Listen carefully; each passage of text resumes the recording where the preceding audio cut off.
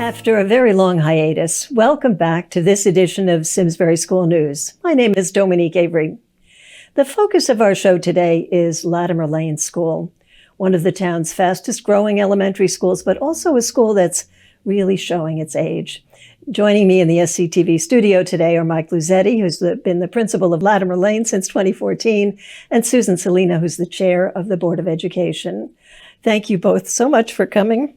Thank you. Thanks for having us. You've been the principal at Latimer Lane for 7 years now. When was it built? So Latimer Lane is at this point 58 years old, and it looks almost exactly as it did 58 years ago. The only addition, the only work that's been done to it is a 3-classroom set that was dropped at the end of a hallway in the mid-90s. But otherwise, it is exactly as it looked 58 years ago.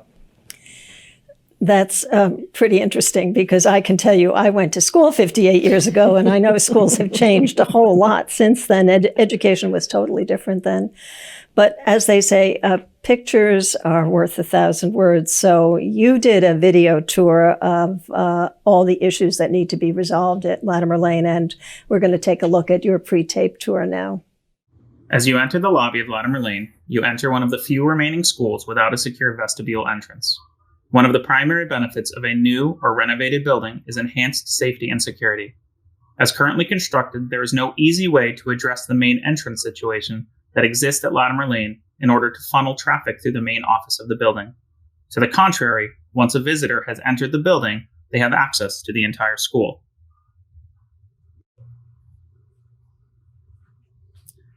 The layout of the main office itself creates challenges. The nurse's office is housed in the back of the office suite with no direct access. Instead, a sick child must enter through the secretarial area, pass between the office conference room and the principal's office in order to access the nurse's room. Each of these spaces are undersized to meet the needs of a school projected to exceed 500 students. Continuing with the theme of undersized core spaces, the Latimer Lane Media Center is the smallest in town despite being the second largest elementary school. It was created several years ago by combining 2 classrooms.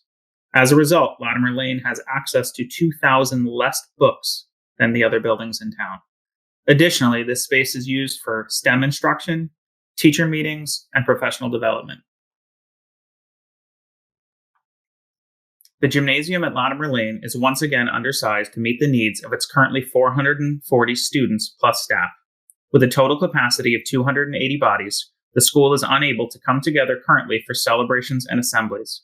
With extremely low ceilings and antiquated lighting, the space is not well suited for the high-quality physical education instruction that our teachers continue to provide. Additionally, there is no interior storage. All materials are located in a garage outside of the building. Each year on Veterans Day, our school invites the veterans in our community to celebrate with us as we honor them. Programs like this are in jeopardy unless these core spaces can be addressed. The undersized kitchen and cafeteria at Latimer Lane is not large enough to seat 2 grade levels at a time.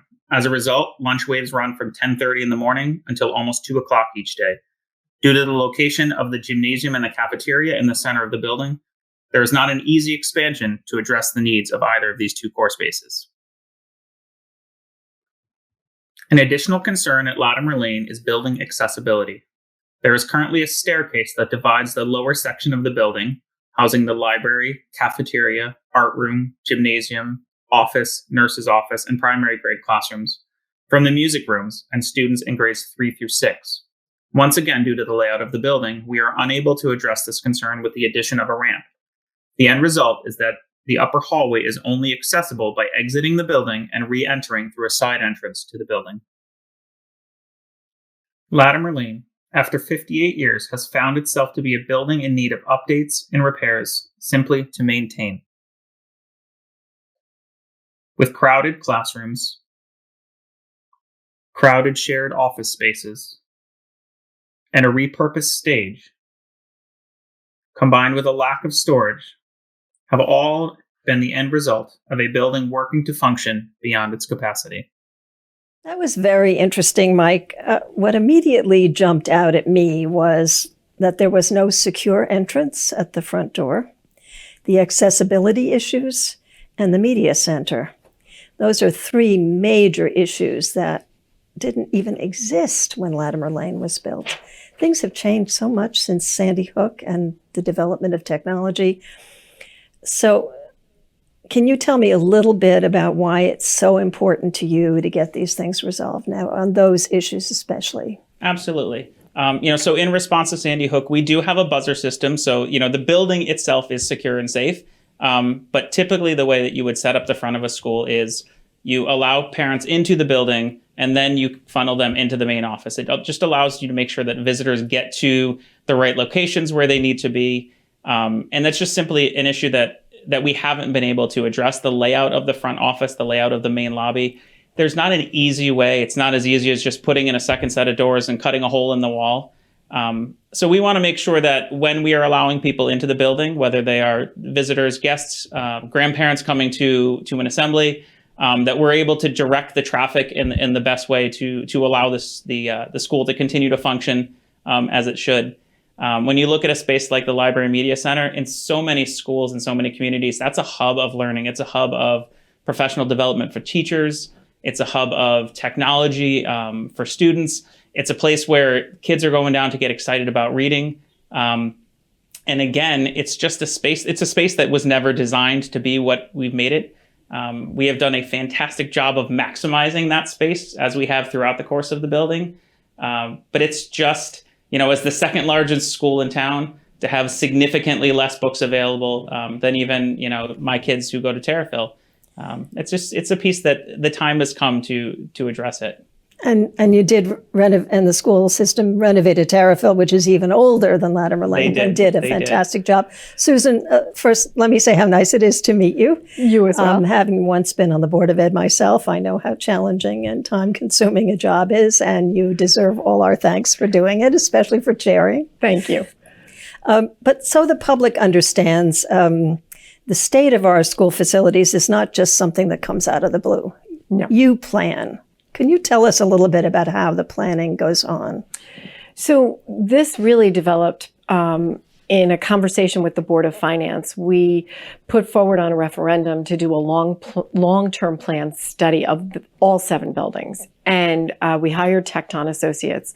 The town passed the study through referendum, and we hired Tecton Associates, and they went around to each and every building.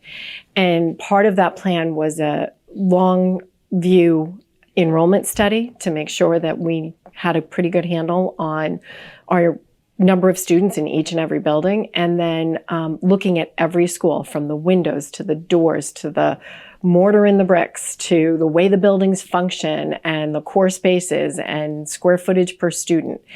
And in going through all of that, they came back to us with kind of a hit list of, these are your issues that you should be focusing on in each and every building.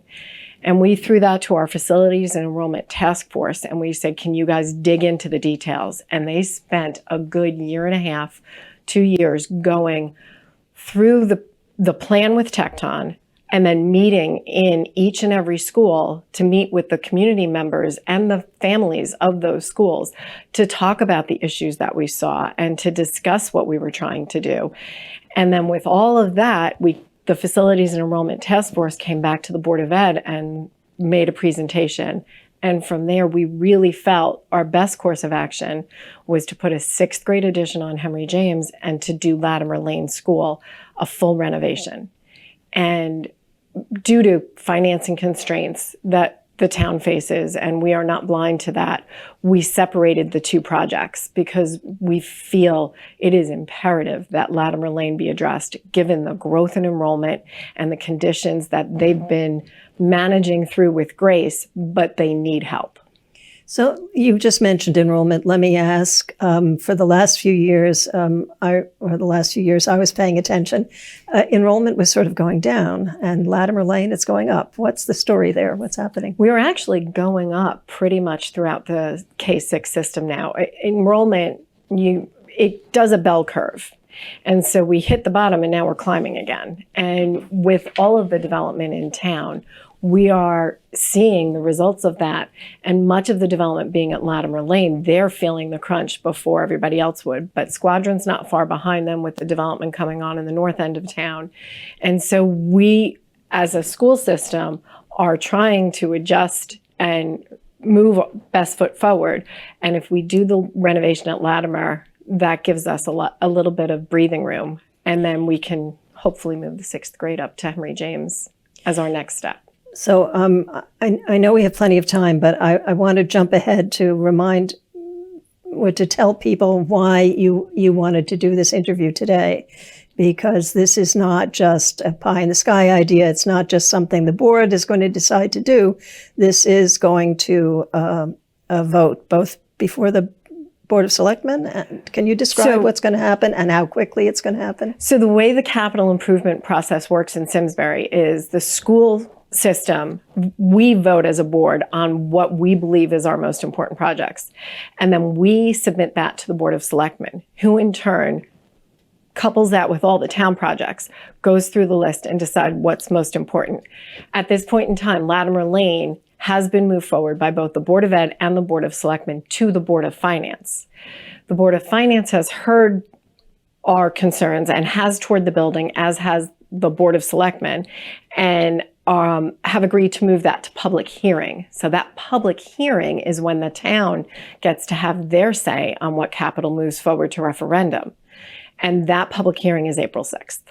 So that's really soon. We're taping this on April 1st, and some people may not have seen this by the time the public hearing was. What happens after the public hearing? Where is the public hearing to begin with, in case some people would like to go and they see it in time? So due to COVID, the public hearing will be virtual. So if you wish to submit comments to the Board of Selectmen or the Board of Finance, rather, hopefully after you've watched our video at Latimer Lane, you would do so through the town clerk, Erica Butler, ebutler@simsbury-ct.gov.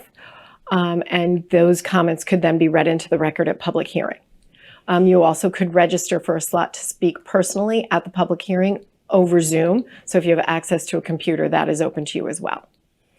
So once the public hearing is held, what's the process? The Board of Finance will take in everybody's feedback, and they have one of two things they can do. At the end of the night on April 6th, they can close the public hearing and move items forward to referendum, or they can continue the public hearing over to April 21st and give more people an opportunity to speak on what's before them, which will be the Board of Ed's operating budget, the town's operating budget, and all capital improvement projects.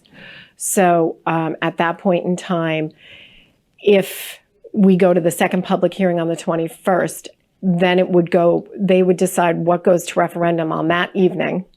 And then the Board of Selectmen at their very next meeting will set a referendum date, which will be sometime in May. Okay, so this is coming up pretty quickly. Yes. So Mike, let me go back to you now that we've learned a little bit about the nuts and bolts, how this is going to happen, and tell me a little bit more about the things besides the security thing that I cited and the media center. What are the problems with Latimer Lane for the teachers and for you as their boss? So the single biggest problem is just space. We've gone from, in a 4-year span, going from 371 kids to 444 kids.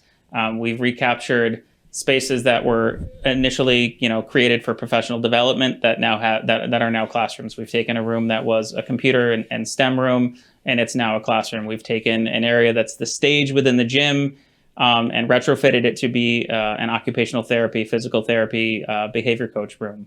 Virtually every space in the building, if it's a classroom, it's got students in it, hasn't been purposed for anything else. If it's anything that could be in an office, it's typically an office for at least 2 people. So you look at the cafeteria, for example. We're at a place right now where we can't put multiple grade levels in the cafeteria at one time. So we have to do 7 lunch waves, which is not necessarily the ideal thing. So our earliest lunch wave starts at 10:30. The last one ends at 2 o'clock. I've got an amazing team who work around the clock in there to make sure that our kids get fed. But it's a unique challenge because I can't put 2 grade levels in there at a time. So that kind of drives the academic schedule for the building because we need to make sure that everybody has access to lunch and recess. We look at we talk about these core spaces, these shared spaces.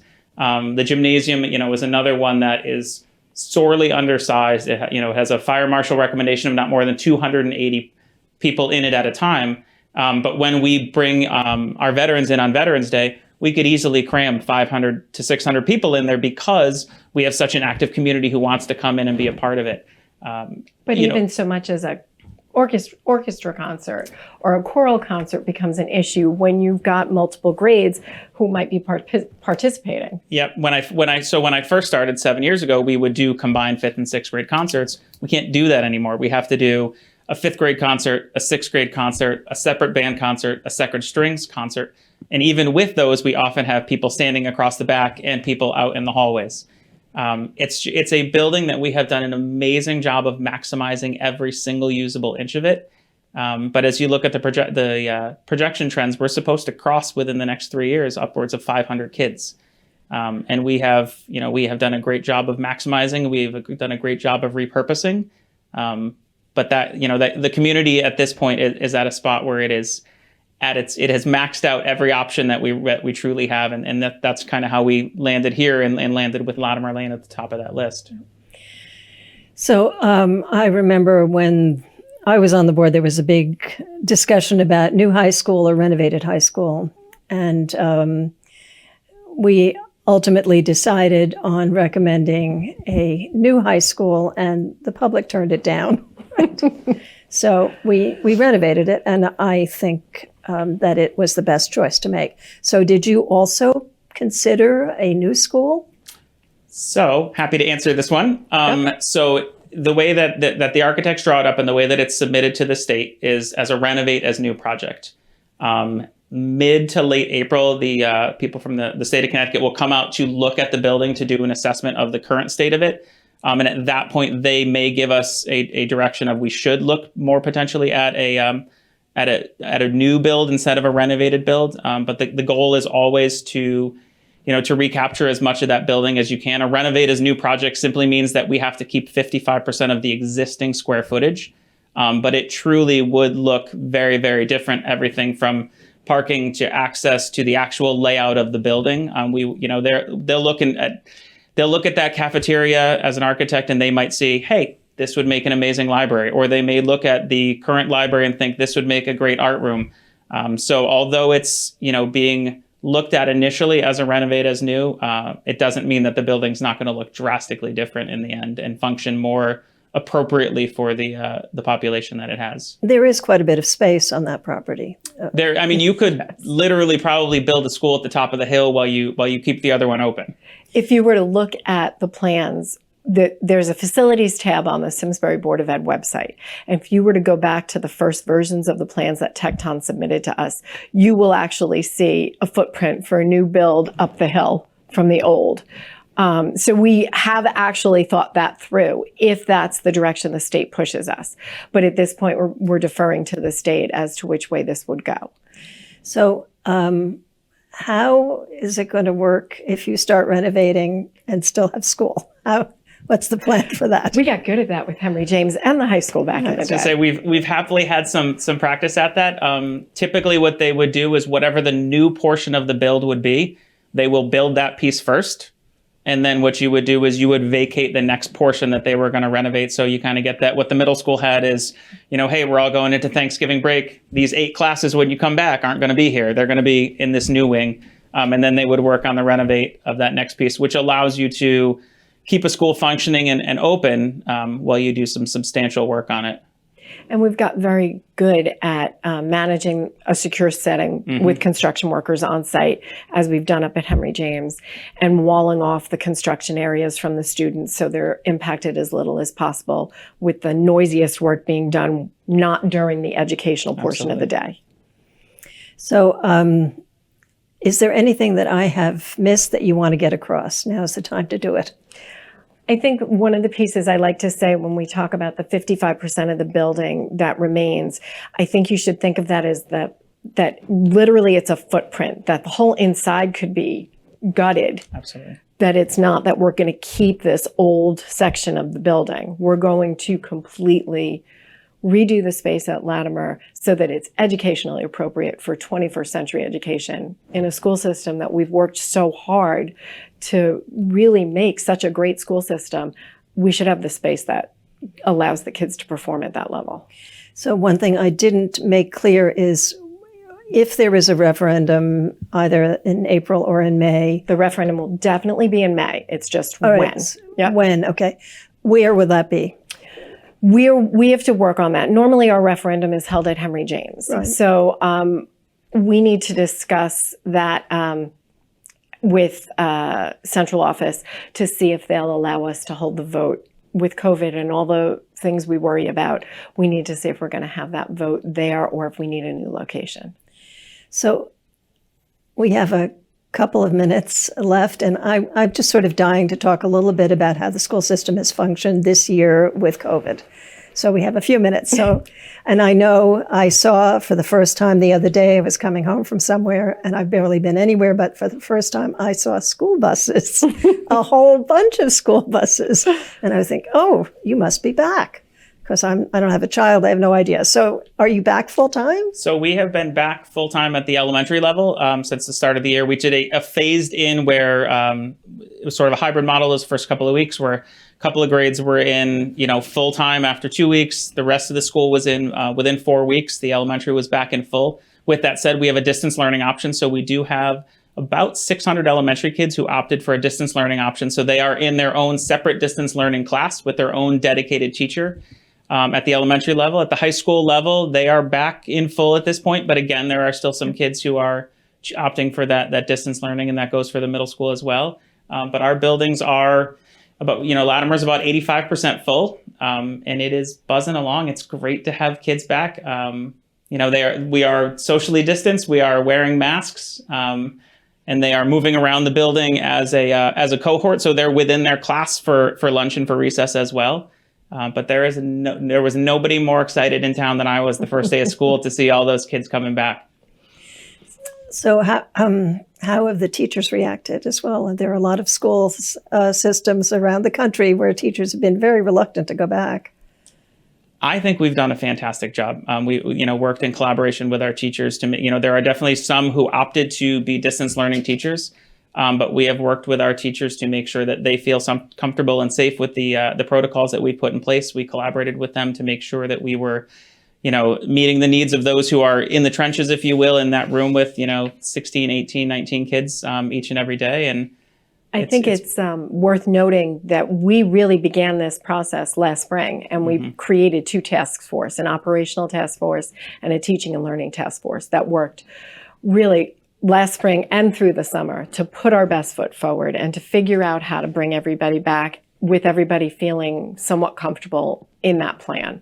And so we had teachers in the task force, we had administrators, we had custodians, we had parents. We tried to hit every stakeholder group so that we could really go forward as a community and feel good about it. I'm happy to say that through March, we had a vaccination clinic for all our teachers, administrators, central office. We worked with the Farmington Valley Health District, and we vaccinated all the towns in the Farmington Valley Health District at Henry James in the gym, all through March, first doses and second doses coming up. So it's been a wonderful collaboration. I think from the get-go, our teachers, our administrators, our entire staff, the paraprofessionals, everybody has really put their best foot forward to do what's right for the kids and for each other. And we've been really lucky in the collaboration we've had. So, because this show is going to be seen most likely by people who have nothing to do with the school system, who don't have children, just walk me back to September. Did you start on sort of 2 days off, 2 days on? How did that work? So at the start of the year, we had half of classes in. So we split it alphabetically. So let's say there's a class of 18 kids. We did our best to make these split uniform across the district so that it was essentially A through L and M through Z. And those kids would come in for 2 days, and then the M through Z would come in for 2 days. So that what that allowed us to do, particularly at the elementary level, was to help our kids learn those protocols, to learn that we're going to travel through the building differently, that we're going to do our lunches differently, that we're going to do recesses differently. And so we practiced with a half a class. And then after 2 weeks, we brought back the full K-2. So now those classes were full, but the 3 through 6 was still half classes. 2 weeks after that, we brought the rest of them back. So it was 2 days on, 2 days from home, but doing it with half class sizes really allowed those kids to learn the rhythms and the routines of kind of what it was going to look like this year. And we were able to bring everybody back through 8th grade by Columbus Day, I believe it was. And the hesitation at the high school and the deferral of being able to do that at the high school until March really had to do with the contact tracing. We have the ability through teaming at Henry James to make pods with the kids so you're not as overwhelmed with the contact tracing if you needed to do it. And the high school, that was just more challenging. So I'm fairly aware, but to me it sounds like you guys did a next to perfect job in figuring this out. And I want to know where you got all these ideas from, and did you give them to other school systems too? Oh, we worked with some amazing people along the way. And I will tell you, hats off to Neil Sullivan, Matt Curtis, Aaron Murray, Sue Lemke, our central office administrators. They did a wonderful job leading the team and putting us in the position to be as successful as we've been. I'm sure there are a couple of naysayers out there, but I'm really glad I got the opportunity to hear how it went and hear how well you did. And unfortunately, I've gotten the signal that our time is up. And I want to thank Susan, Salina, and Mike Luzietti for joining us. And behind the scenes, I, of course, want to thank our station manager, Karen Hanville, and our editor, Patrick Fallon. And thank you for watching us. If you want to look at Mike's Latimer Lane program again, you can see it both in this show, and you can see it on the Simsbury Board of Education website. There'll be a link that'll show. Yes. And I just want to remind you, everybody out there, that our town has been so lucky that we have had Simsbury Community Television, which provided an incredible service during this COVID year. But it does it on a shoestring, and it needs volunteers. And we could use some more volunteers, especially when the meetings start happening in person again. So for questions for how to donate or how to volunteer, the number will be on the screen. I'm Dominique Avery. See you next time for Simsbury School News.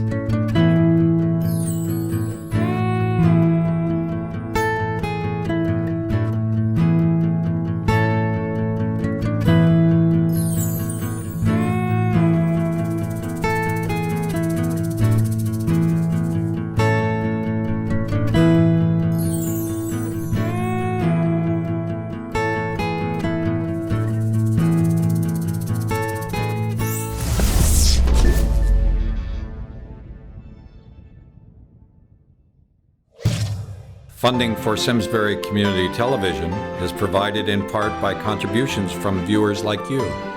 Thank you.